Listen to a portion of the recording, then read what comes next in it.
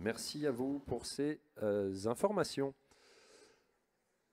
On va poursuivre la réflexion ouverte par Michel Créoff sur le débat décentralisation-recentralisation avec un deuxième éminent spécialiste de la protection de l'enfance, Monsieur Jean-Pierre Rosenzweig. Monsieur Rosenzweig est magistrat, il a été président du tribunal pour enfants de Bobigny de 1992 à 2014. Il est président d'Espoir CFDJ. Il est coprésident de la commission Enfance, Famille, Jeunesse à l'UNIOPS et membre du bureau du CNPE. Alors, dans la prolongation de la conférence inaugurale de nos assises, Monsieur Rosenzweig, qui doit faire quoi demain? Comment opérationnaliser les réflexions ouvertes par Madame Créoff? Je vous laisse la parole. Merci. Excusez-moi. Merci de l'invitation au CNAIMO. Ça me rappelle ma jeunesse de se retrouver dans ces lieux et avec une invitation comme celle-ci. Quelle légitimité? Parce que je pense qu'il faut toujours dire d'où on parle. Effectivement, j'étais magistrat, donc j'ai appliqué la loi. J'étais un peu engagé et je revendique de l'avoir fait progresser sur un certain nombre de points avec quelques amis, notamment sur l'IVG accessible aux mineurs. Donc on a appliqué la loi, on l'a fait progresser et il s'avère qu'on l'a critiquée et j'ai eu des responsabilités pour la concevoir, la loi de 84, ou pour y appeler la loi de 2007, ou pour y participer à d'autres. Et il s'avère que je complète par des responsabilités institutionnelles au centre, ça m'échappe, Centre national de l'enfance. J'ai un trou. Enfin bref. Au Conseil national de la protection de l'enfance, c'est la première fois que ça m'arrive. Merde. Ah non, rigolez pas, parce que là, ça commence à devenir problématique. Bon, bref, et des responsabilités associatives. Non, je suis embêté parce que j'ai décidé de quitter mon PowerPoint et d'improviser mon intervention. Voilà. Donc tout ça pour dire que je revendique d'avoir une vision à 180 degrés avec ses qualités de l'avoir et avec les limites, bien sûr, de l'avoir. Et je vais essayer de prolonger la réflexion qui a été menée, qui a été remarquablement menée par Michel, même si sur un certain nombre de points fondamentaux, je ne suis pas d'accord avec elle. Les objectifs, on les partage. Je ne suis pas d'accord sur des fondamentaux, par exemple, sur la loi, la flexibilité de la loi. Heureusement que Napoléon a fait des lois flexibles, sinon on n'aurait jamais pu avancer dans la responsabilité civile. C'est bien parce qu'il a dit on est responsable des choses qu'on a sous sa garde, 1804, que les magistrats ont pu régler le problème de la révolution industrielle et des accidents du travail, et qu'ensuite on a pu régler les problèmes des accidents de la circulation. Donc effectivement, on est sur des concepts globaux, le danger. Mais le danger aujourd'hui n'est pas celui de demain. Et le législateur, il ne doit pas faire une ligne Maginot. Il doit mettre en place des outils dont vont se saisir les praticiens, les gens de terrain, confrontés à des situations où les magistrats qui vont intervenir. Et si je prends un seul exemple de ce que j'ai connu, qui me revient régulièrement en tête, de cette assistante sociale de l'aide sociale à l'enfance, qui ne voulait pas que je rende son enfant à qui avait été confiée par un autre magistrat, mais peu importe, qui lui avait été confiée à l'aide sociale à l'enfance, au prétexte que la jeune femme se prostituait. Une prostituée ne peut pas élever un enfant. Moi, j'ai démontré, moi, que madame exerce mal ses responsabilités. En quoi sa pratique, non pas que je condamne, mais à laquelle je ne souhaite que personne n'y soit contrainte, en quoi, effectivement, ça l'empêche d'exercer ses responsabilités. Eh bien, elle n'avait pas la même conception du danger que je pouvais l'avoir. Heureusement qu'il n'y avait pas un législateur qui avait écrit « On doit retirer tous leurs enfants à toutes les femmes qui se prostituent », sachant que les problèmes de demain ne peuvent pas être prévisibles aujourd'hui. Alors voilà, donc une légitimité à 180 degrés, je disais, des critiques, un accord global avec ce que disait tout à l'heure Michel, notamment avec un propos plus nuancé que celui que je m'attendais à entendre sur le cœur du sujet qu'on me demande de traiter, qui est la recentralisation, c'est-à-dire la répartition des compétences au sein de la puissance publique. Et Michel, et ce sera aussi ma conclusion, disait, faut voir, est-ce qu'il faut renverser la table ? Ou est-ce qu'il faut mieux faire fonctionner le dispositif? Moi, je suis sur la deuxième position. Il vaut mieux faire fonctionner le dispositif. Reste à identifier les points sur lesquels il faut des progressions. Et notamment, il peut y avoir, je serai amené à le dire au final, des points sur lesquels il peut y avoir transfert de compétences, mais relativement limité, et plutôt de l'État vers les départements que des départements vers l'État. Alors pourquoi se poser la question de la gouvernance? Parce qu'il faut toujours dans ce pays chercher des responsables. C'est lui qui a tort, c'est moi qui ai raison. C'est des problèmes financiers, c'est des problèmes de loi. Alors c'est soit le législateur, soit ceux qui exercent des responsabilités, soit le fait qu'il manque du fric. Bon. On cherche toujours un responsable. Bien entendu, les choses sont complexes et il y a souvent pluriresponsabilité. On va s'attacher, dans mon intervention pour prolonger celle de Michel, à voir en quoi, effectivement, une redistribution des responsabilités au sein du dispositif de la puissance publique pourrait améliorer ou pas le dispositif. Alors, une chose d'abord en entame, c'est qu'il ne s'agit pas, dans mon propos, de nier un seul instant ce qu'on appelle la crise de la protection de l'enfance. Mais dans le même temps, et je suis choqué d'entendre très peu ce discours, il faut aussi saluer tout ce que font les institutions de protection de l'enfance, tout ce qui se fait de bien, de positif. Il faut, d'autant plus qu'on est dans une période où les travailleurs sociaux, pour bon nombre d'entre eux, sinon les magistrats, sont en souffrance, voire désertent, voire ne viennent pas, il faut arrêter de démoraliser Billancourt. Oui, nous avons de sérieux problèmes, mais pour autant, nous faisons un travail qui est un travail de qualité. Nous, je veux dire vous, puisque moi, je ne suis plus en pratique professionnelle, mais vous faites un travail globalement qui est de qualité. Moyennant quoi, il y a effectivement des difficultés qu'on ne peut pas gommer, qu'on ne peut pas escamoter, qu'on ne peut pas gérer comme ça par-dessus la jambe, mais les difficultés ne doivent pas faire oublier que globalement, le dispositif de protection de l'enfance protège les enfants et permet à des enfants soit de vivre en famille et d'éviter une rupture, soit, en ayant pris une distance, de pouvoir revenir chez eux quand cela est possible. Et puis, il y a des cas dans lesquels c'est une rupture totale qu'il faudra faire, physique dans un premier temps, juridique ensuite. Bon, bref, dans l'ensemble de nos interventions, j'en prends un seul exemple. À la fin du 19e siècle, début du 20e siècle, il y avait 26 ou 27 millions de Français, il y avait 150 000 enfants qui étaient pupilles de l'État. Aujourd'hui, c'est un petit peu augmenté avec la loi de 2016, on est à 4 200. Donc on a réussi à faire en sorte, globalement, par l'ensemble des politiques que nous avons suivies, à garantir ce qui pour moi est un droit fondamental, qui est le droit qui se dessine sur l'ensemble de l'histoire de France, mais que cristallise la Convention internationale sur les droits de l'enfant. Tout enfant a le droit de vivre en famille, a priori la sienne, à défaut une autre, qui a vocation, si nécessaire, à devenir juridiquement la sienne. Et bien, ces différentes étapes ces différentes réponses sont permises par la loi et globalement, on a des pratiques qui sont relativement correctes. En d'autres termes, il ne faut pas nier les difficultés, mais il ne faut pas voir le dispositif de protection uniquement à l'aune. Quand je vois, par exemple, et j'étais profondément choqué par cette image, je comprends la communication, mais j'étais profondément choqué par cette image, une vingtaine de portraits brandis devant l'Assemblée nationale sur l'aide sociale à l'enfance tue, ben, c'est pas vrai. C'est pas vrai que l'aide sociale à l'enfance tue. S'il laissait à penser que les travailleurs sociaux mandatés n'ont pour objectif que de tuer. C'est pas vrai. Il y a des gens qui, effectivement, décèdent à l'hôpital, décèdent à l'aide sociale, décèdent parfois au tribunal, d'ailleurs, etc. Ce n'est pas pour autant que l'institution a une responsabilité. Ça ne veut pas dire que, dans telle ou telle situation, l'institution sociale ne soit pas passée à côté de ce qu'elle aurait dû faire pour éviter, effectivement, que telle ou telle personne mette fin à ses jours. Donc, je pense qu'on pousse le bouchon un petit peu loin et qu'il y a une méconnaissance, et on rejoint ce que disait tout à l'heure Michel, on fonctionne au doigt mouillé, on fonctionne au scandale, on ne fonctionne pas à une réalité des chiffres. Qui est concerné par la protection de l'enfance? Quels enfants? Quels parents? Quelles situations? Quelles réponses sont apportées? Quelle est l'efficience?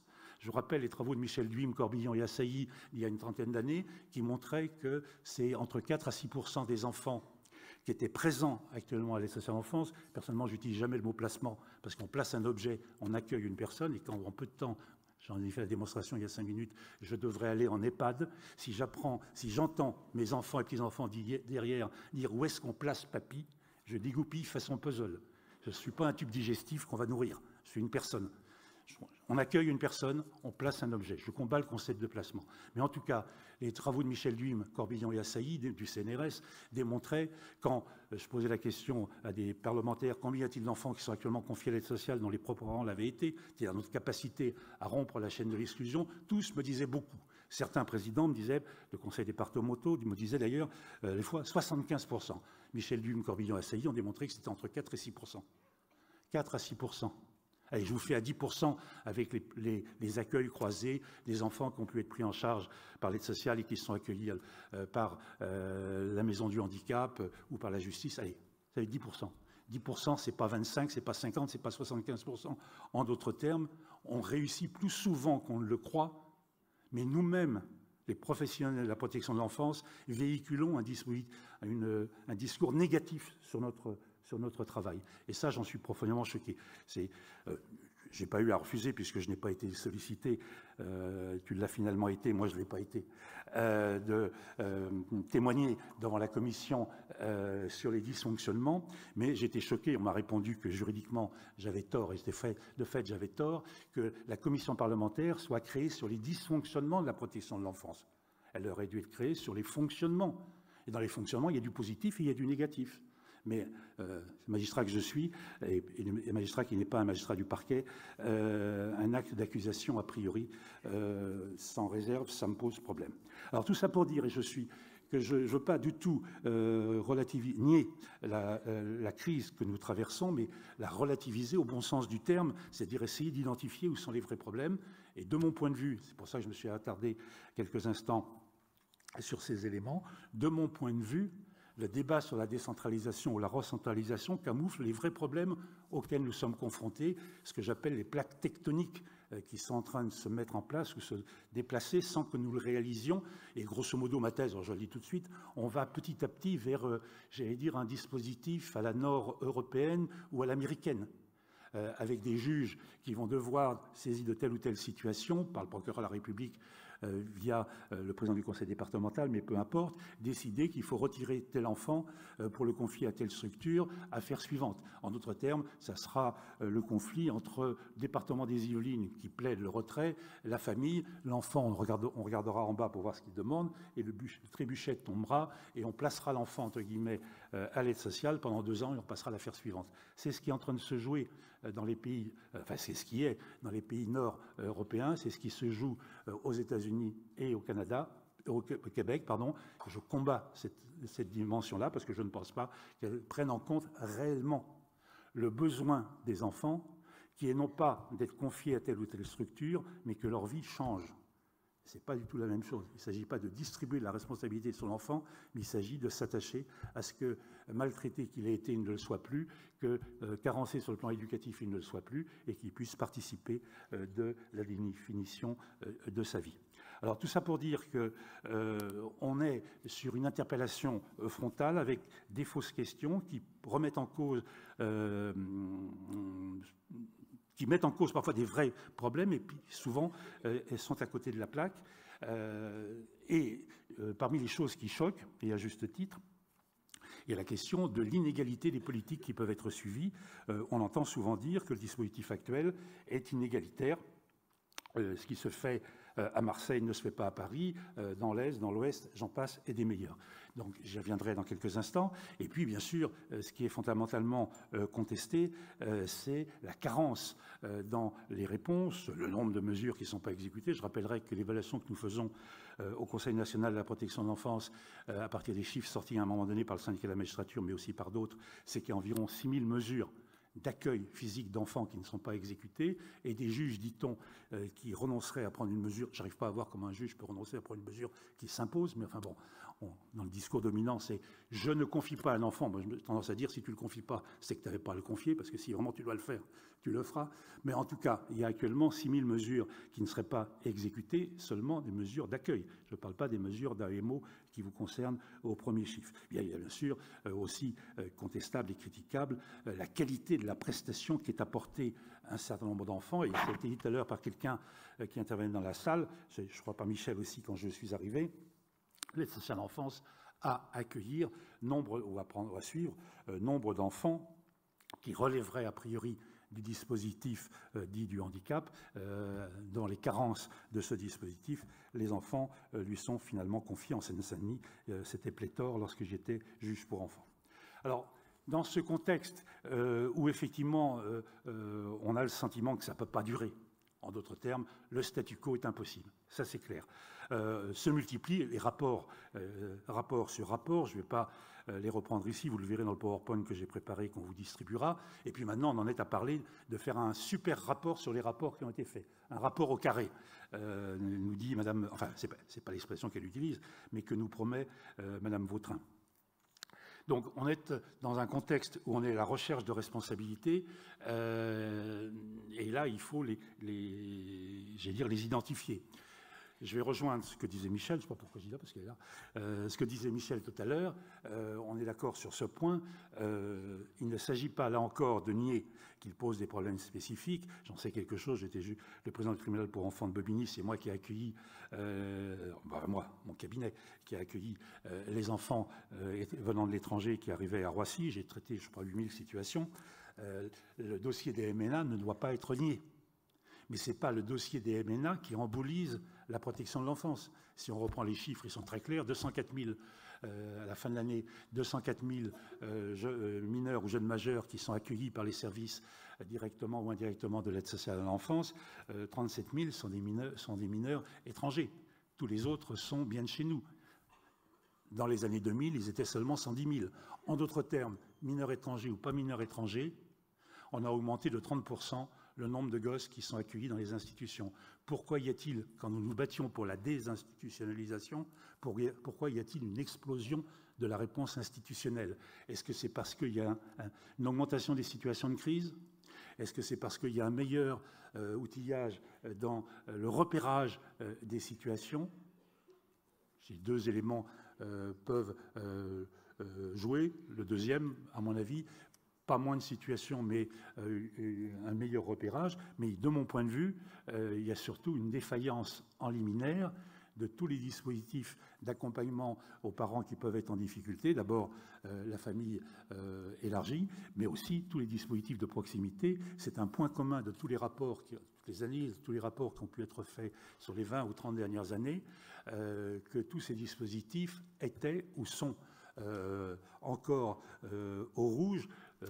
Service social scolaire, santé scolaire, rapport Bourpère des années 75 du Conseil économique et social, et puis à l'autre bout de la chaîne, le rapport Perron sur la PMI, la pédiatrie qui est en difficulté, 8 ou 19 départements, j'arrive plus à compter, qui en ont quasiment terminé ou terminé avec la prévention spécialisée, la maison du handicap qui est en grande difficulté, la psychiatrie infantile qui est en crise plus que jamais. En d'autres termes, des gens confrontés à des difficultés pour accompagner, accueillir, élever, protéger leurs enfants ne vont pas trouver à proximité des réponses qui pourraient leur être utiles. La situation va exploser et quand elle explose, ça devient des violences inextricables ou des situations inextricables. C'est police-secours, c'est le retrait d'enfants, c'est le fonctionnement à l'urgence, c'est au final l'embolisation. Au passage, oui, il y a judiciarisation, aujourd'hui comme hier.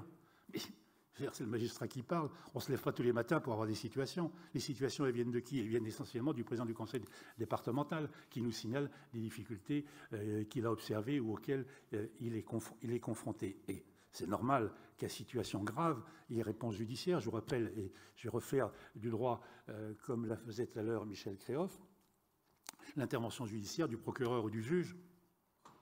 C'est une atteinte à l'état des personnes, c'est l'article 34 de la Constitution. Il n'y a que la loi qui puisse autoriser cette atteinte, il n'y a que des juges qui peuvent procéder à cette atteinte. La question n'est pas de savoir ce qu'ils font, la question est de savoir pourquoi des situations leur arrivent.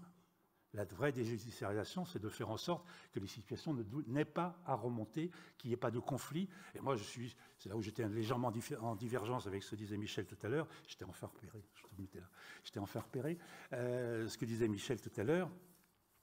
Le rôle du service public de la protection de l'enfance, c'est d'être au service du public, d'offrir, sur des constats qu'on peut faire de difficultés, c'est d'offrir des prestations. Et si les gens acceptent que ces prestations se mettent en place, des éducateurs, une équipe pluridisciplinaire va vous suivre, il y a besoin d'une psychothérapie, il faudrait que votre gosse il aille plutôt à l'internat, c'est-à-dire qu'il quitte la maison, qu'il aille là. Vous êtes d'accord sur la situation qui ne va pas très bien, d'accord sur la réponse, il n'y a pas de conflit, il n'y a pas besoin de saisir le juge pour enfants. On pensait avec la loi de 2007 qu'on irait vers cela. On n'y est pas parvenu parce que, à mon avis, en amont, les dispositifs n'ont pas fonctionné. Et et ça m'amène tout naturellement à arriver au deuxième point. Si ce n'est pas les MNA, l'autre réflexe, c'est de dire que ce sont les départements qui ont failli. Certains départements ont pu faillir, bien évidemment, qui, pour les raisons énoncées par Michel, plus que jamais estiment que ce n'est pas électoralement parlant, ou parce qu'ils sont incompétents, ou parce qu'ils n'ont pas la sensibilité, j'en passe et des meilleurs. Mais il y a aussi beaucoup de services départementaux, beaucoup de départements qui fonctionnent, qui sont mobilisés, qui font au mieux avec les moyens dont ils disposent. Mais certains départements ont défailli. Mais c'est aussi l'État qui a défailli. L'État qui n'a pas assumé ce qu'il aurait dû faire au lendemain de la décentralisation, qui n'a pas assumé sa part de la décentralisation. C'est même ma thèse. L'État a transféré des compétences au département, qui a été content de les avoir, mais l'État continuait à avoir des responsabilités. Qui rend des comptes à l'international, c'est l'État. Qui fait la loi, c'est l'État. Qui s'occupe des problèmes de formation, c'est l'État. Qui s'occupe de garantir la protection de l'enfance à travers les tribunaux, c'est l'État. Et qui gère concrètement le service social scolaire, le service de santé scolaire, la psychiatrie infantile, pour ne prendre que ces exemples-là, c'est l'État. Et l'État, non seulement s'est désengagé, mais a perdu toute administration territoriale avec la RGPP, etc. Le préfet est tout nu. Et même lorsqu'on dit vous contracterez avec tel ou tel, contracter, j'ai aucun collaborateur avec moi. Vous avez vu, c'est dérisoire. On en a rigolé, mais on a rigolé jaune.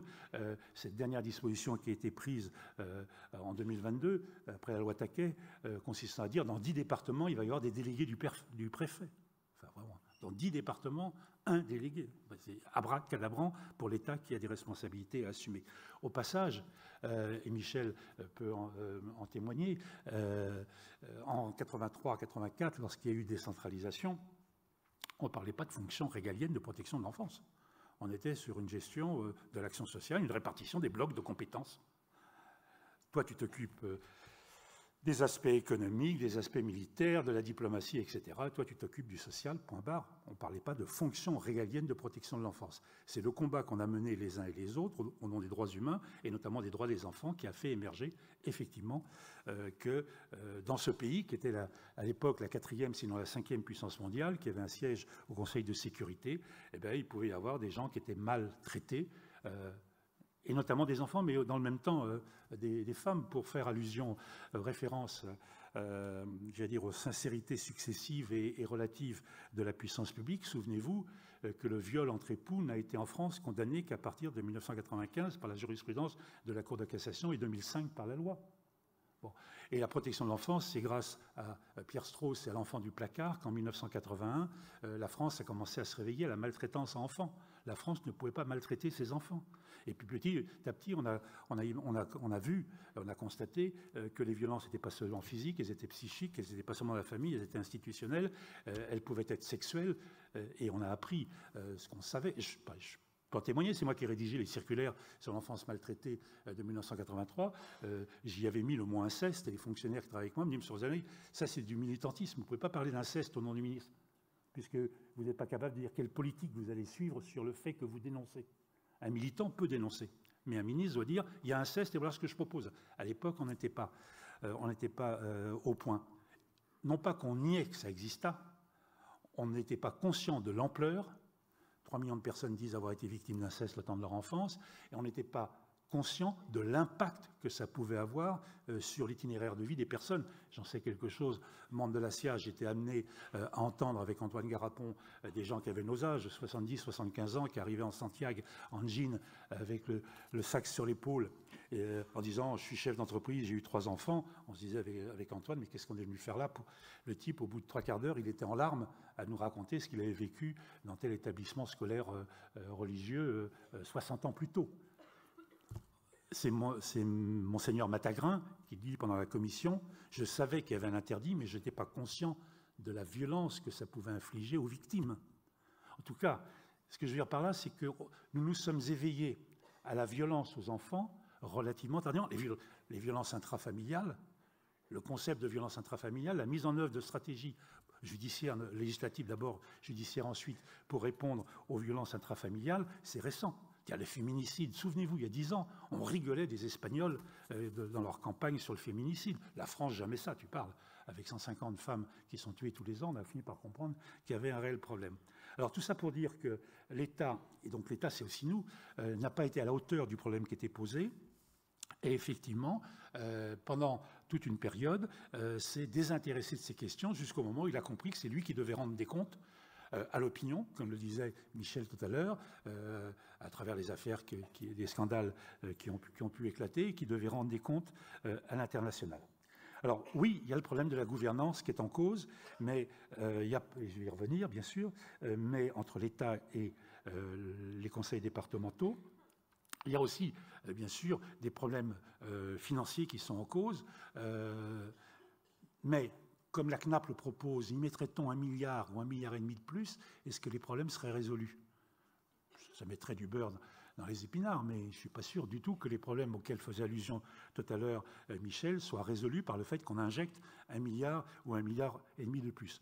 Vous savez qu'actuellement, les dépenses, contrairement à ce que dit le Monde d'avant-hier, ce n'est pas environ 10 milliards, c'est un peu plus de 10 milliards, hors dépenses des personnels publics. Hein, donc c'est plus que 10 milliards stricto sensu. Donc il faudra de l'argent, mais ce n'est pas seulement de l'argent qu'il faudra. Alors, pour les éliminer tout de suite, je disais qu'il y a d'autres questions qui sont posées. Il y a la question de la judiciarisation, de savoir qui doit piloter le dispositif. Est-ce que ça doit être le juge, comme je l'ai dit tout à l'heure, au nom des garanties qu'on doit donner aux personnes, et avec cette idée que le juge a, pour parler sur le plan juridique, a, de manière implicite, quelque part, une obligation de résultat, et pas seulement une obligation de moyens. Il n'est pas là seulement pour confier et mandater quelqu'un, confier l'enfant et mandater quelqu'un, il est là pour garantir que la réponse au problème qui a été identifié, encore faut-il identifier un problème, que la réponse au problème identifié va être apportée. C'est tellement vrai que d'une heure à l'autre, sans avoir été saisi par quiconque, il peut modifier la décision qu'il a prise, soit parce que son repérage personnel lui permet de comprendre que ça ne va pas bien, soit il a été sollicité par tel ou tel. Ce n'est pas une délégation de pouvoir qu'il fait au département. Est-ce qu'on va aller vers une juridicisation dont je parlais tout à l'heure? C'est-à-dire, à force de faire du droit, je me suis battu, bien sûr, pour qu'on fasse plus de droit dans la justice que l'on en faisait. Pour autant, ce n'est pas un dossier juridique qu'on doit traiter au tribunal pour enfants, c'est une situation humaine qu'on doit accompagner, qu'on doit construire. Alors, vous pouvez penser que tout ça, c'est du baratin, mais je veux dire une illustration très très concrète. Je suis pour, avec Michel, le fait que plus souvent que c'est le cas, les enfants puissent être assistés et accompagnés par un avocat. Ok, on peut voter, la loi peut le voter. Je laisse de côté, est-ce qu'on va les trouver dans les 5 minutes ou est-ce qu'on va les payer? Laissons de côté ces questions, qui sont des questions importantes, mais subsidiaires. Mais ce que je développe, c'est que le rôle d'un avocat devant le juge pour enfants n'est pas le même que le rôle d'un avocat devant le juge aux affaires familiales. Devant un juge aux affaires familiales, il faut distribuer du droit. Qui va être dans l'exercice des responsabilités, jusqu'à quel niveau et comment? Moi, je plaide ceci, toi, tu plaides cela, et le juge décide, et l'enfant dit, mais moi, je souhaiterais que... Bon, devant le juge pour enfants, il s'agit de construire une réponse qui n'est pas, a priori, sur table. Et il faut s'inscrire dans la durée. On est dans une co-construction. Où le juge doit co-construire et convaincre avec les parents, et l'avocat n'est pas là pour plaider, il est là pour accompagner la créativité de la réponse. Ce n'est pas la même chose que plaider devant le juge aux affaires familiales. Donc écrire sur un papier « tout enfant sera accompagné par un avocat devant le juge pour enfants », ça suppose qu'avant on ait préparé ces avocats à exercer réellement leur mission. Autre question qui est posée, donc judiciarisation, juridicisation de la justice, la question fondamentale qui est posée, et ça rejoint là encore une partie de la conclusion de Michel tout à l'heure, qui est non pas de changer la loi, mais de réunir les conditions pour appliquer la loi, et donc de trouver l'humain pour appliquer la loi. Or, à l'heure actuelle, c'est valable aussi dans la magistrature, mais dans le travail social, le moins qu'on puisse dire, c'est qu'on est confronté à une crise gravissime, et il nous faut avoir des mesures fortes, à court, à moyen, à long terme, et notamment maintenir tous ceux qui sont en place en les reconnaissant mieux qu'on le fait. Pourquoi pas créer une réserve du service social comme on a créé une réserve de la police ou une réserve de l'éducation nationale, en maintenant les gens en place, quitte à leur payer un complément de retraite, pour attendre que dans 5 ans ou 10 ans, les centres de formation aient, produit de nouvelles personnes, non pas qui viennent exercer un métier, mais qui s'engagent et qui se mobilisent. Métier et mission, ce n'est pas exactement la même chose. Des professionnels, 9h de midi, 2h, 6h, qui gagnent un certain salaire, on peut en trouver. Vous mettez Parcoursup en plus, vous y arrivez, enfin à peu près. Mais trouver des gens qui s'engagent et accompagnent les enfants, les parents pendant 1 an, 2 ans, 3 ans, et faire en sorte que les droits des parents et des enfants l'emportent sur les droits des travailleurs, c'est pas aussi simple que ça. En d'autres termes, on est confronté à un problème d'humain où il faut, dans tous les sens du terme, sur le plan politique, sur le plan culturel, sur le plan économique, reconnaître le travail que vous faites au bénéfice de la société en général, puisque si les gamins arrivent à s'en sortir, ben, il y aura moins de violence, il y aura moins de délinquance, donc vous protégez quelque part la société, qu'on le veuille ou qu'on ne le veuille pas. Hein. C'est pour moi qui le dis seulement, c'est Michel Foucault. Donc vous protégez la société, mais en plus, il s'avère que vous permettez effectivement à des personnes, notamment à des jeunes personnes, à des enfants, de vivre mieux et de vivre comme ils devraient vivre. Cette reconnaissance, l'exemple typique, c'est le Ségur. Souvenez-vous ce qui s'est passé au Ségur, il a fallu se battre pour que vous finissiez par être reconnu comme les gens jouaient un rôle important pendant la crise. Bon, d'accord. Alors, tout ça pour dire, puisque j'ai pris trop de temps, que la piste avancée qui est de revenir sur 83-84, à mon avis, n'est pas adaptée pour des raisons très simples, au moins 2. La première, est-ce qu'il y avait égalité des politiques avant 1983-1984 ? Est-ce que depuis la place Duquesne, la rue Duquesne, la place Fontenoy, est-ce que là où il y a le ministère, est-ce qu'on garantissait une égalité, une équité des politiques sur les territoires? Je ne le pense pas. Deuxièmement, est-ce que l'État, qui n'arrive pas à assurer 5 à 10% de la charge, va pouvoir en assurer 100%? Je ne le crois pas. Ni sur le plan financier, mais ça c'est autre chose, on va y venir, ni sur le plan humain. L'échec, à mon avis, il est lié au fait que, je l'ai dit tout à l'heure, mais je ne l'ai pas développé concrètement, c'est que si on souhaitait, c'était le mouvement de l'époque, rapprocher les politiques territoriales des besoins des populations, l'État, donc des diversités de politiques, des disparités de politiques, des inégalités de politiques, l'État était là pour garantir l'équité dans l'accès aux droits. Et c'est là où il a défailli. Il n'a pas joué son rôle. Alors, quelle est la piste? À mon avis, elle n'est pas de renverser la table, parce qu'on risque de faire de la casse, comme celle que décrivait tout à l'heure Michel Créoff. Et de mon point de vue, mais je suis un peu cynique, je pense que pendant qu'on passera du temps à déconstruire, à reconstruire, on ne s'attachera pas aux gens qui sont en souffrance et qui sont en difficulté. Et puis surtout, on va rater un des éléments essentiels du questionnement, qui n'est pas de raisonner en bloc, toi tu fais ça, moi je fais ça, mais de raisonner en co-responsabilité. Je crois que c'est le mot central sur le sujet de la protection de l'enfance. On est en co-responsabilité. Co-responsabilité dans le champ de la famille, entre les parents, les beaux-parents, les grands-parents. En disant qui doit faire quoi, c'est toute la question au passage des actes de la vie quotidienne et des actes importants. C'est aux parents de prendre les actes importants, c'est ceux qui vivent au quotidien avec l'enfant, d'exercer les actes usuels. Donc, qui doit faire quoi, mais comment on articule les responsabilités entre les parents, les beaux-parents, les grands-parents? Dans le champ public, on a la même question. Comment articuler les responsabilités de l'État, de la région, du département, de la collectivité territoriale, de l'intercommunalité? Parce que quand on parle au passage des collectivités territoriales, on parle toujours du conseil départemental et on oublie de parler des communes. Donc, il faut qu'au sein de la puissance privée, on détermine qui doit faire quoi, et on doit déterminer au sein de la puissance publique qui doit faire quoi.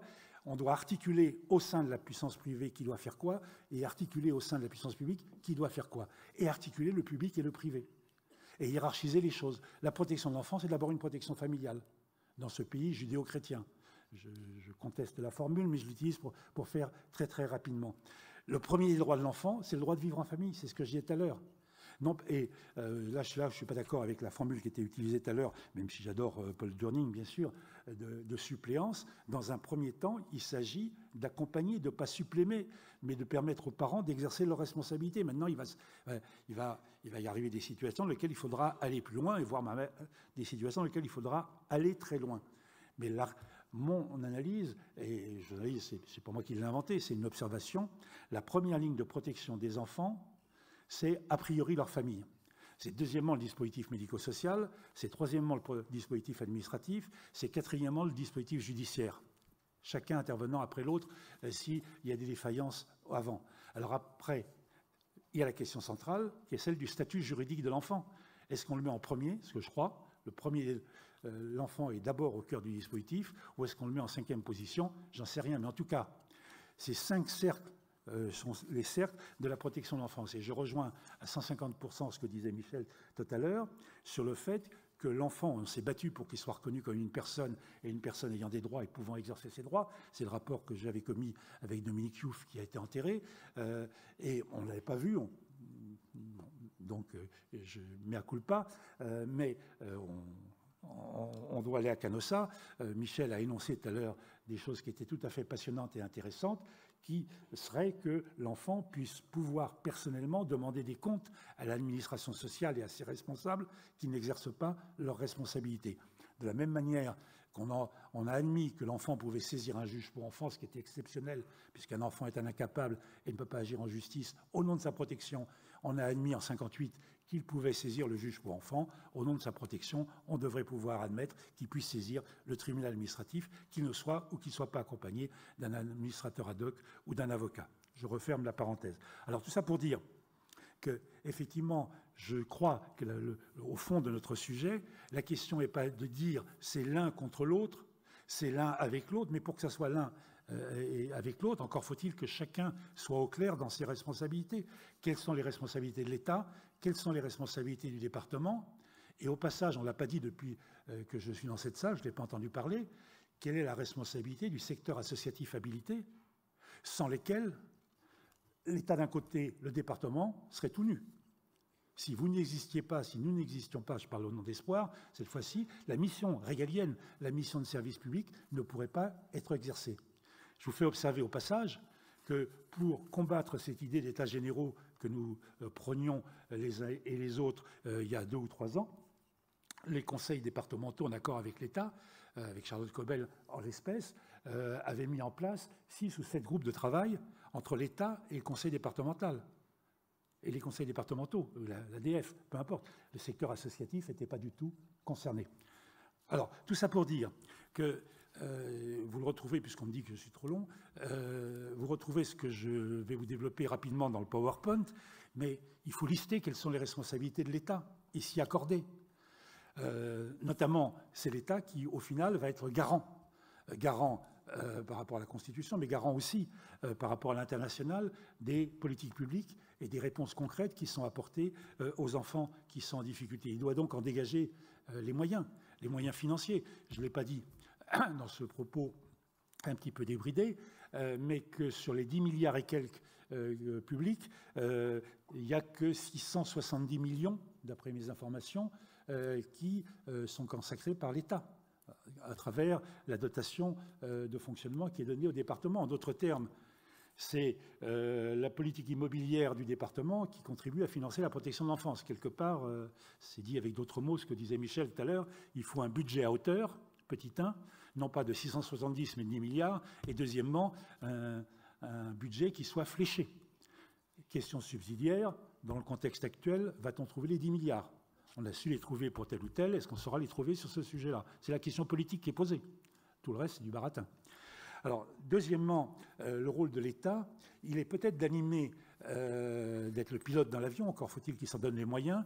Je vous montre, dans le PowerPoint, je le démontre, que l'État est mieux aujourd'hui organisé pour qu'il ne l'était dans le passé, à un détail près. Il a une mission parlementaire sur le droit de l'enfant, il a des structures de conseil, le Haut Conseil de la population, de la famille et des âges, le Conseil national de la protection de l'enfance spécialement. Il a maintenant un haut commissaire, c'est-à-dire un dispositif administratif qui doit s'inscrire dans la durée et être garant que les instructions qui ont été données par la loi et par d'autres soient exercées.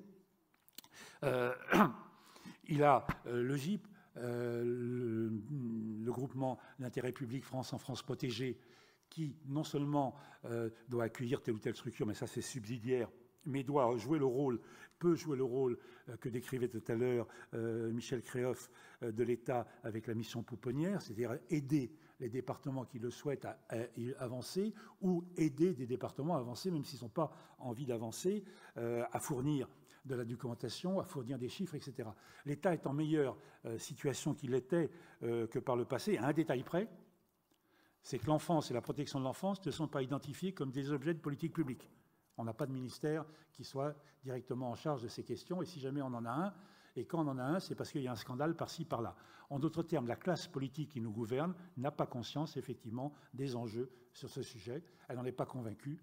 Et donc, comme elle n'en est pas convaincue, eh bien, elle ne l'écrit pas au moment crucial qui est celle de la constitution d'un gouvernement. Pour pouvoir être crédible et jouer ce rôle d'animation, par-delà les instruments dont il voudra bien se doter, encore faut-il que l'État assume lui-même ses propres responsabilités sur le terrain. Service social scolaire, santé scolaire, maison du handicap, psychiatrie infantile. Comment je peux être crédible en vous réunissant si moi-même je n'exerce pas mes responsabilités? Oui, je termine. Alors, tout ça pour dire que l'un des enjeux que nous avons, et je rejoins, j'essaie de coller à l'intervention de Michel tout à l'heure, qui consistait à dire décentralisation, recentralisation peut-être pas, pourquoi pas, mais en tout cas mieux fonctionner. Mieux fonctionner, ça veut dire identifier qui doit faire quoi et créer les temps et les lieux dans lesquels chacun rend compte, chacun s'engage par rapport aux autres et doit tenir ses engagements. Alors, bien sûr, et là je suis d'accord avec Michel, il y a peut-être quelque part à mettre une baïonnette dans le dos, notamment le fait de pouvoir engager la responsabilité civile et pénale, y compris des responsables politiques qui n'exercent pas les missions légales. C'est ce que décrivait Michel tout à l'heure est dramatique, que le président de l'Assemblée des départements de France puisse dire que la loi était aléatoire. La loi n'est pas aléatoire, ni pour lui, et à preuve, ça a été dit par quelqu'un, il sait se souvenir quand il le faut. En d'autres termes, c'est une vision sélective. Donc il faut des temps et des lieux au plan national, au plan territorial, pour définir, et c'est un des points essentiels, co-responsabilité, mais pour faire quoi? C'est quoi la protection de l'enfance? Quels sont les objectifs? Et un des enjeux que nous devons avoir, c'est, j'allais dire, d'être dans une démarche aussi prospective. Il y a des choses qui se jouent et qui sont très profondes. La dénatalité, notre sensibilité, les rapports de force, les problèmes économiques, les problèmes médicaux. Est-ce qu'on fait un peu de prospective? C'est le travail que nous propose Futurible, qui consiste à dire, peu importe les options qu'avance Futurible, mais mettons-nous en posture de réfléchir à 5 ou 10 ans, et pas seulement le nez collé à la vitre, parce que le nez collé à la vitre, je ne l'ai pas développé oralement, je l'ai fait par écrit, nous sommes tous dans des comportements, j'allais dire, communautaristes, et de défense et d'autodéfense. Les juges défendent leur territoire, les départements défendent leur territoire, les psychiatres défendent le leur, les psychologues défendent le leur, les associations... C'est pas ça, mener une politique. Alors effectivement, je conclurai mon propos en disant que de mon point de vue, l'enjeu n'est pas de prendre les responsabilités confiées au département 83-84 et de les remettre à l'État. Sur un certain nombre de points, il y a peut-être à adapter la loi, mais c'est assez marginal. De mon point de vue, il faut l'adapter sur les responsabilités parentales, qui est en situation de responsabilité dans la famille moderne pour exercer les responsabilités, puisqu'après tout, ça va être le terreau sur lequel on va devoir intervenir. Le législateur ne l'a toujours pas fait. Deuxièmement, il y a peut-être des transferts de compétences à faire, mais qui est pour rejoindre ce qui est tout à l'heure sur le service unifié de l'enfance, faire en sorte, par exemple, que le président du conseil départemental ait dans la même main le service social scolaire, le service de santé scolaire, le service d'action sociale en général, le service d'aide sociale à l'enfance et la PMI, les 5 doigts de la même main, ça doit pouvoir contribuer à mener une politique. Troisièmement, il faut créer les lieux nationaux et territoriaux dans lesquels, j'allais dire, se noue ce dialogue de co-responsabilité de différents acteurs de la puissance publique. C'est ça les enjeux, me semble-t-il, aujourd'hui. Et puis sur tel ou tel point, ça a été dit tout à l'heure, ouvrir des recours et mettre en œuvre des recours, parce qu'il n'y a pas seulement à inventer, on peut déjà faire avec la boîte à outils telle qu'elle existe. Conclusion de tout cela, c'est une réponse de simplicité que de parler en termes de transfert de compétences. Ça, c'est l'arme des faibles, c'est l'arme des gens qui se défilent devant les responsabilités. On a un instrument, comment on le fait fonctionner, qui doit faire quoi, comment on articule les responsabilités des uns et des autres. C'est ça l'enjeu, en n'oubliant jamais quand même que notre intervention est subsidiaire par rapport à l'intervention familiale.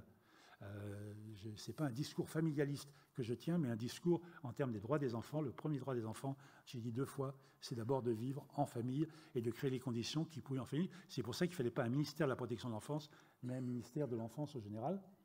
Encore faut-il qu'on ait une réelle volonté politique. Le moins qu'on puisse dire, c'est qu'elle n'y est pas. Et elle n'y est pas, mais ça, c'est notre faute. C'est parce qu'on n'a pas su convaincre l'opinion française des enjeux. Il faut toujours balayer devant sa porte. On n'a pas été suffisamment convaincant pour montrer aux uns et aux autres quels étaient les enjeux, ce que nous faisions et ce que nous voulions faire de mieux pour remplir, je ne parlerai pas de la mission régalienne, mais la mission de service public. Je vous remercie de votre attention et je suis désolé d'avoir été un peu débridé. Merci, Monsieur Rosenzweig. Merci à vous.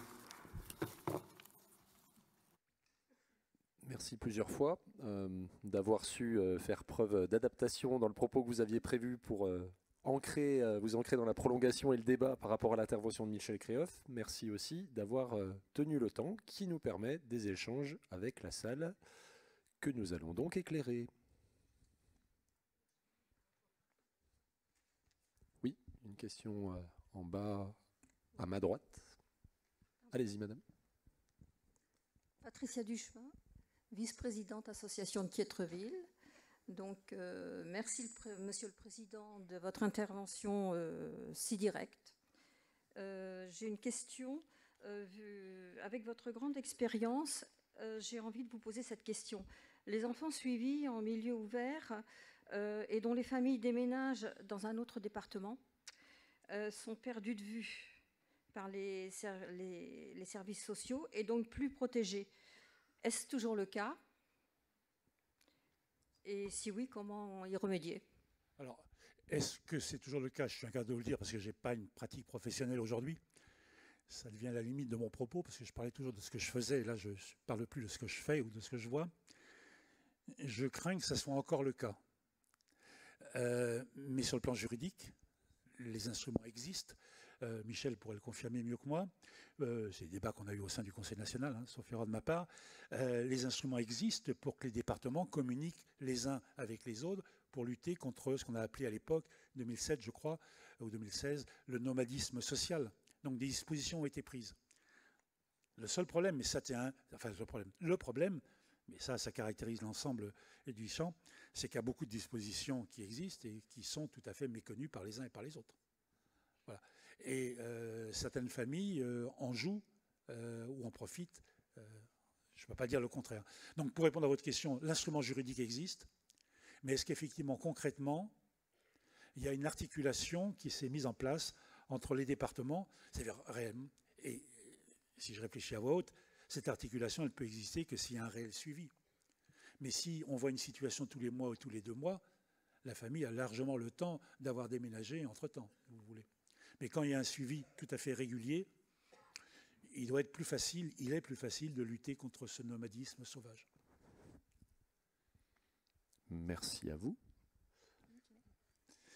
Bonjour, je suis Anne-Claire Vigneron, je travaille au département de la Charente-Maritime. Je suis responsable d'une délégation territoriale, donc le département est organisé en 4 délégations territoriales, chacune rassemblant les équipes de PMI, d'aide sociale à l'enfance, d'action sociale et d'autonomie. Je voudrais vous remercier ainsi que Madame Créoff pour vos interventions de ce matin. Je suis honorée en fait, de faire votre connaissance en chair et en os. Je voudrais vous remercier d'avoir rappelé que nous faisons avant tout un travail de qualité au service des enfants et de la société tout entière. À force de s'entendre dire au quotidien qu'on fait mal ou qu'on ne fait pas, on finit par s'en persuader. Donc, merci beaucoup, on a besoin de ces encouragements et j'ai trouvé justement les propos de ce matin assez sévères à l'égard des départements. Il me semble qu'on est quand même particulièrement mobilisé sur le terrain par comparaison avec les services de l'État, que ce soit en effet éducation nationale, DETS ou ARS. Et je suis assez convaincue par un projet de service unifié. J'en parle à mes collègues les rares fois où j'ai l'occasion de les rencontrer dans les services de l'État ou à l'ARS. Et j'aimerais bien savoir si dans l'assistance, en fait, des personnes justement de la DETS ou de l'ARS ou de l'hôpital ou de l'éducation nationale sont présents pour savoir ce qu'ils en pensent, puisqu'en fait, ils sont tellement peu nombreux dans leurs services respectifs qu'on a rarement l'occasion d'en échanger. Et pour le coup, si on n'est que entre nous, protection de l'enfance au sens département, à réfléchir à ces questions-là, ça va être compliqué, je pense, d'avancer. Merci.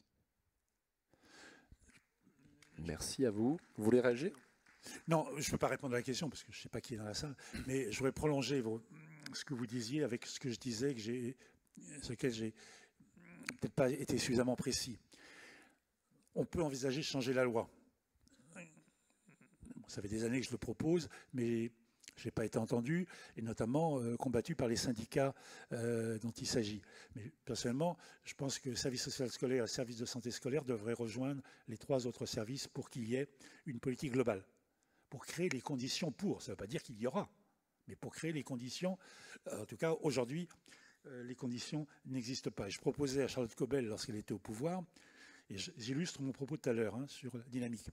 Je disais, vous devriez prendre l'initiative d'une conférence entre l'État et les départements sur cette question. Alors, dans la première heure, tout le monde va tirer à l'autre sur la Kalachnikov. Viens pas me donner des leçons sur la PMI quand toi, tu ne fais pas ce que tu dois faire. Et au bout d'une heure, le président de séance devrait dire aux uns aux autres, camarades, il y a la presse dehors. Qu'est-ce qu'on leur dit? Qu'est-ce qu'on leur dit de l'argent public qui est... Ce que je dis à un moment donné au président du conseil départemental et au préfet, tout ça, c'est mon argent. Je vous demande de mieux l'utiliser. Je vous donne de l'argent à vous, État, je vous donne de l'argent à vous, département. Je veux que la prestation soit meilleure. Alors, vous vous mettez autour de la table, vous définissez les objectifs, vous dégagez les moyens et vous prenez des engagements.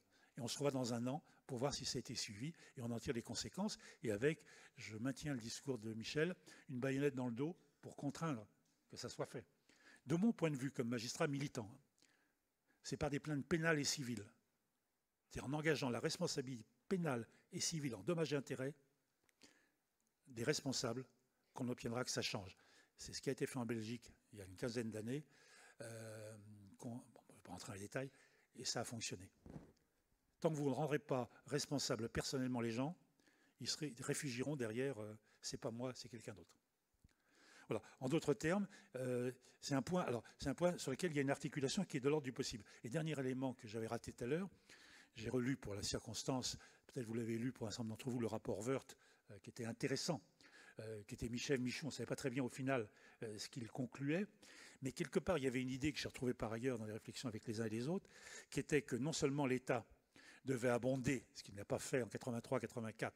Moi, ce que j'avais retenu, c'est que la décentralisation se faisait au centime près, au point où j'ai développé, moi, publiquement, l'idée que l'État assumait les 10 milliards de dépenses publiques. Jusqu'à ce qu'un de mes interlocuteurs par Internet, etc., dise « Jean-Pierre, vous plantez, c'est 670 millions. Et non pas 10 milliards. Donc l'État doit assurer au centime près le coût de ce qu'il exige par la loi. Voilà, si je puis me permettre. Problème de cohérence. Tu poses des conditions, tu donnes l'argent. Et maintenant, s'il faut en faire plus, c'est localement qu'on en fait plus, soit avec des budgets nationaux, soit avec des budgets territoriaux. Donc je pense qu'il faudrait qu'il y ait une conférence annuelle entre l'État, gouvernement, Parlement et l'ADF, et les représentants des collectivités territoriales, sur le quantum de l'argent public qui est mis sur les politiques, que ça soit rendu public et que ça soit contrôlé régulièrement. Est-ce qu'il faut, comme dit Woerth, M. Woerth, aller vers la création de l'équivalent d'une sorte d'ARS au plan régional qui recevrait de l'argent de l'État pour les quelques départements concernés et qui serait, lui, plus proche du terrain, garant de l'efficience et de la répartition de ces fonds? Ça, on peut en discuter. Alors moi, je vais rebondir sur 2 points. Le premier, c'est que vous m'avez ouvert la porte à mon jeu préféré, à savoir qui est dans la salle. Donc on va faire notre petit sondage, si c'est possible d'éclairer vraiment plein feu sur la salle jusqu'au-dessus. Est-ce que les professionnels qui travaillent en service d'AEMO peuvent lever la main, s'il vous plaît? Voilà, donc il ne va plus rester beaucoup de place pour les autres. Est-ce que les professionnels qui travaillent pour un département peuvent lever la main, s'il vous plaît? Donc c'est beaucoup plus éparpillé. Y a-t-il des enseignants dans la salle? Une. Bravo à vous. Donc vous êtes chaleureusement invités à prendre la parole à un moment donné du colloque. Y a-t-il des professionnels médico-sociaux dans la salle? 1, 2, 3, 4. 4. OK. Y a-t-il des médecins? Pas de médecins. Y a-t-il des professionnels du secteur sanitaire, pédopsychiatrique peut-être? Non. Voilà. Donc, on a quand même un aperçu brut de ce que peut être la réflexion sur l'intersectorialité. C'est qu'on peine à finalement brasser les populations concernées. Et à cet égard, puisque président de l'AIRE est assis à côté de la présidente du CNAEMO, on peut saluer les initiatives de ces deux associations nationales pour rapprocher les assos, les instances représentatives et croiser les regards parce que du coup, en écho à ce que Michel Créoff disait ce matin, les recommandations sempiternelles d'élargir, de sortir des silos, c'est bien, mais tant qu'on reste dans l'entre-soi pour les rappeler, il y a moins de chances que ça se mette en œuvre. À ce sujet, par rapport au service unifié, je vous invite à regarder un peu de ce qui se joue actuellement dans les politiques de l'autonomie, puisque 18 départements expérimentent un service départemental, un service public départemental de l'autonomie, ou SPDA, qui a explicitement vocation à mettre autour de la table, sous un double pilotage État-département, l'ensemble des acteurs qui gravitent autour de l'autonomie, médico-sociale, logement, éducation nationale, emploi, etc. Donc c'est à l'étude, alors on n'est pas dans le domaine de l'enfance, mais ça se passe dans d'autres secteurs, en l'occurrence grand âge et handicap. Voilà, je termine ma parenthèse. Monsieur Rosenzweig. Non, mais c'est en complément de ce que vous dites, mais sur un point sur lequel j'ai éclairé, mais peut-être pas insisté, qui est à mon avis un enjeu politique du moment, c'est la place du secteur associatif. Parce que la mission de service public, elle peut être exercée en régie directe par des fonctionnaires et par des administrations. Mais elle est souvent, et dans le champ qui est le nôtre, elle peut être déléguée. Et elle est déléguée au secteur associatif. Elle est d'autant plus que, comme dit l'autre, c'est le secteur associatif qui pousse, historiquement, Vincent de Paul, mais qui pousse, j'allais dire, la puissance publique à faire des choses sur des sujets qu'elle n'a pas nécessairement identifiés et à la hauteur peut-être de choses d'engagement qu'elle ne voudrait pas avoir. Donc le secteur associatif est majeur. Le seul problème, c'est que le secteur associatif à la française, il est d'une fragilité extraordinaire, puisqu'il est totalement dépendant, quasiment totalement dépendant, il ne faut jamais dire jamais, mais quasiment totalement dépendant de la commande publique. Et on le voit actuellement, il est clair que beaucoup d'associations sont en souffrance, mais que l'an prochain ou dans 2 ans, elles seront mortes, pour beaucoup d'entre elles. Elles n'ont pas les moyens économiques de survivre. On est limite là. Et c'est un enjeu politique majeur dont il faut faire prendre conscience. On va voir ce que le rapport Santiago sur ce sujet va préconiser. Je réponds par anticipation à Michel, mais qui avait la réponse. Madame Santiago, Isabelle, a dit publiquement qu'il n'y aurait rien sur la gouvernance, qu'il n'y aurait rien sur la décentralisation. Mais y aura-t-il quelque chose sur le secteur associatif? Sans le secteur associatif, la puissance publique d'État ou territoriale est nue et ne peut rien faire. Sans les centres éducatifs fermés gérés par le secteur associatif, les tribunaux pour enfants ne peuvent pas fonctionner. Est-ce que c'est bien, est-ce que c'est mal? C'est une autre paire de manches. On pourrait multiplier les exemples. Et la question est de savoir comment le secteur associatif peut se doter de ressources propres au regard d'objectifs politiques qu'il a, à hauteur de 20, 25%, etc., pour ne pas être dépendant à 100% de la commande publique. Qui le dit? Comment traite-t-on ce sujet? Et il faut là encore faire prendre conscience à l'État et au territoire que c'est leur intérêt. Parce que le jour où on sera mort, c'est 100% des mesures qui ne seront plus exercées. Et ça, ce n'est pas encore bien vu ou bien compris. Une réelle analyse prospective que vous nous proposez là. Merci. On peut peut-être prendre le temps d'une dernière question. Et je ne vois pas les bras qui se lèvent. Ah si, il s'agite en plein milieu, s'il vous plaît. Donc, dernière question. Bonjour, Isabelle Colli-Favre, directrice de l'association L'Élan à Rouen, en Seine-Maritime. Merci beaucoup pour vos 2 interventions ce matin. Moi, on parle de décloisonner État et département, mais si on essayait de faire quelque chose de simple, ne serait-ce qu'à l'intérieur du département. On parlait tout à l'heure de la MDPH. Nous avons, nous, en milieu ouvert, des enfants qui entrent dans le champ de protection de l'enfance hors danger, faute de place, faute de place dans le dispositif médico-social, en attente d'ITAP, ou faute même que leur dossier, avec presque 1 an en attente, soit étudié par les MDPH. Il se trouve que c'est le département qui est compétent aussi bien pour la MDPH que pour l'aide sociale à l'enfance. Et là, il n'y a aucune passerelle. Demander à un travailleur social de chez nous d'appeler la MDPH, c'est pas possible. Nous réalisons des rapports magnifiques, extraordinaires. Vous avez dû en lire des centaines dans votre carrière. Nos rapports socio-éducatifs avec des psychologues, on a une analyse pluridisciplinaire super. Ils font la même chose à la MDPH avec une équipe pluridisciplinaire sur le même enfant. Mais on n'a pas le droit de se communiquer les rapports, parce qu'il y en a un qui est pour le juge pour les enfants, et l'autre qui est pour savoir si on va faire une notification à tel ou tel endroit. Il y a un cloisonnement juridique, etc. Est-ce qu'on ne peut pas, il y a à peu près 20 ans qu'il existe un groupe de travail sur décloisonner les enfants qui relèvent et de l'ASE et de la MDPH. Pourquoi on ne fait pas des choses très simples, qu'on ne décloisonne pas, même à l'intérieur du département? Je pourrais multiplier les exemples. Il y a le schéma départemental enfance-famille. C'est la CAF qui est compétente pour le soutien à la parentalité. Alors le département dit bah c'est la CAF et ainsi de suite. Et les personnes qui représentent le département au schéma départemental enfance-famille, c'est pas les mêmes qui sont nos interlocuteurs côté aide sociale à l'enfance et ainsi de suite et ainsi de suite. Ça paraît tellement simple. Donc déjà décloisonner l'État et le département dans des grandes conférences qui à mon avis existent déjà. L'ODPE, il existe tout un tas de choses qui ne servent strictement à rien. On est 100 autour de la table, il n'arrivera à rien.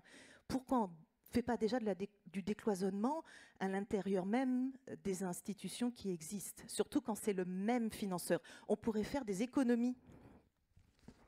Est-il simple de décloisonner, Monsieur Rosenzweig? Non, bien sûr que c'est pas simple. C'est un problème de volonté. Je prends un contre-exemple. Michel doit s'en souvenir lorsqu'on était ensemble en Seine-Saint-Denis. On avait pris l'initiative, mais ça avait pris un certain temps à se réunir entre le département, le service enfance-famille, la PMI, le tribunal, le procureur, le président du tribunal pour enfants que j'étais, la PJJ, l'inspecteur d'académie, sinon la police nationale. Il n'y a pas de texte, il n'y avait rien. Une fois par mois, le premier lundi, peu importe, à 8h du matin, on était dans le bureau de Claude Roméo, qui en l'espèce était le directeur de l'enfance-famille, parce que lui, il avait un bureau plus grand que le mien, une cafetière qui fonctionnait. Enfin bon, allez, pour dire, à 9h30, on avait terminé. Mais on essayait de faire le point sur l'actualité de ce qui nous était commun.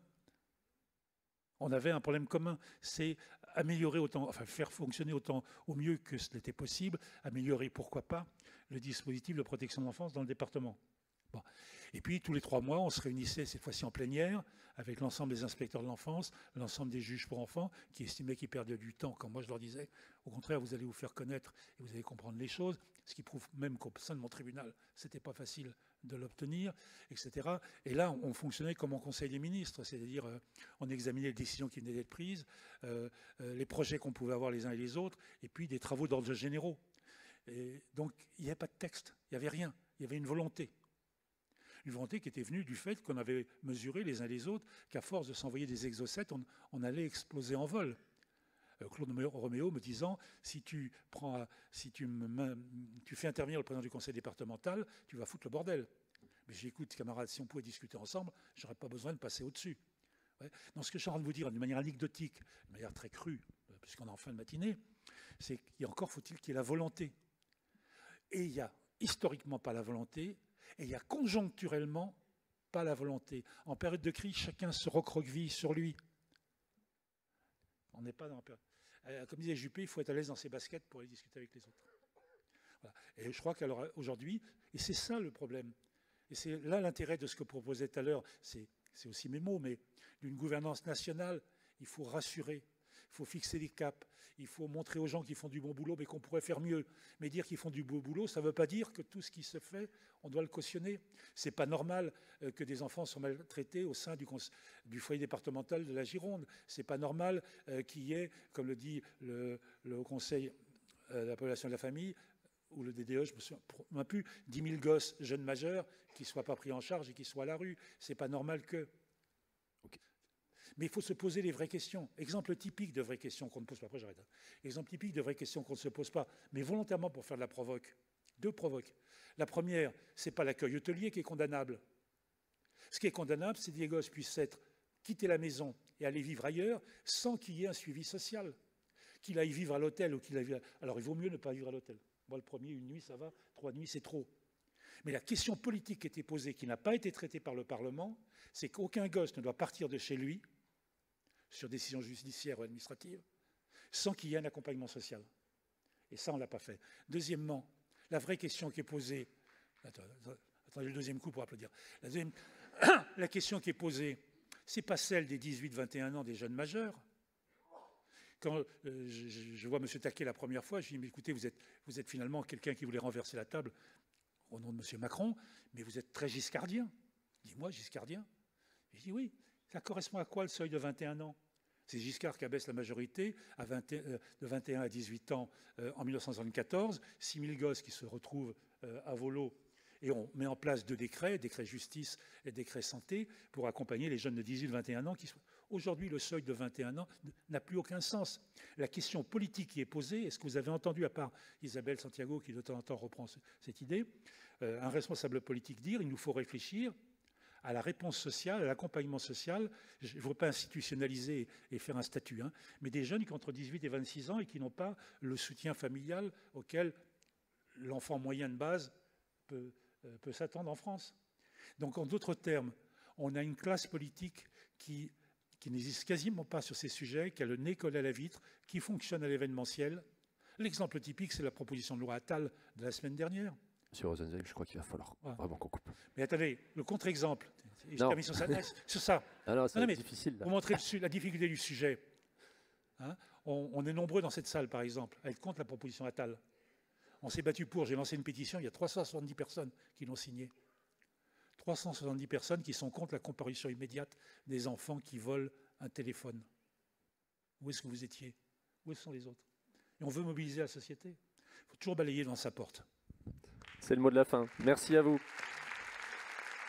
Alors, avant que vous ne quittiez le plateau, si vous voulez, Pavot a un petit signe à nous faire. Ah oui, j'ai plein de dessins. Vous éloignez pas, Jean-Pierre? Alors, qu'est-ce que j'ai? Bon, d'abord, après je m'occuperai du cas Jean-Pierre. D'abord, oui, alors, département, gouvernement,